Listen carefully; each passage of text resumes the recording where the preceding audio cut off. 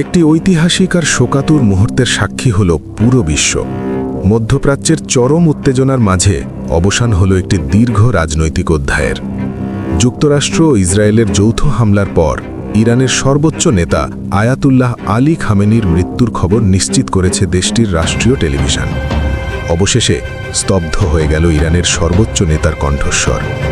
পুরো ইরান জুড়ে এখন শোকের ছায়া, আর সামনে এক অনিশ্চিত ভবিষ্যৎ। কান্নাজড়িত কণ্ঠে টেলিভিশন উপস্থাপক যখন দেশ জুড়ে 40 দিনের রাষ্ট্রীয় শোক ঘোষণা করছিলেন, তখন পুরো ইরান যেন এক নিমিষেই স্তব্ধ হয়ে যায়। শোক আর অনিশ্চয়তায় ঘেরা এই মুহূর্তে আজ পুরো বিশ্বের নজর পারস্যের দিকে। এক বিপ্লবী নেতার বিদায়ে বিষণ্ণ গোটা দেশ। রাষ্ট্রীয় গণমাধ্যম আরও নিশ্চিত করেছে যে সাম্প্রতিক ক্ষেপণাস্ত্র হামলায় খামেনির মেয়ে, জামাতা ও নাতিও নিহত হয়েছেন। অন্যদিকে ফার্স নিউজ এজেন্সি দাবি করেছে যে হামলায় তার এক পুত্রবধূও প্রাণ হারিয়েছেন।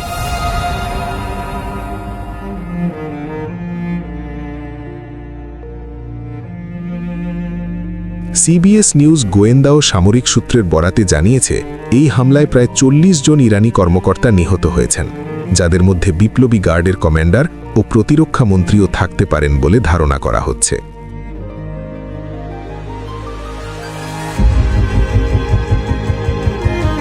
এর আগে মার্কিন প্রেসিডেন্ট ডোনাল্ড ট্রাম্প খামেনির মৃত্যুর দাবি করেছিলেন, তবে অবশেষে তেহরান থেকেই আনুষ্ঠানিক ঘোষণা এলো। উল্লেখ্য যে 1979 সালের ইসলামী বিপ্লবের পর থেকেই ইরানের সর্বোচ্চ ধর্মীয় নেতার পদটি সৃষ্টি হয়, যিনি দেশটির সামরিক বাহিনীর কমান্ডার ইন চিফ সহ রাষ্ট্রের সর্বোচ্চ ক্ষমতার অধিকারী।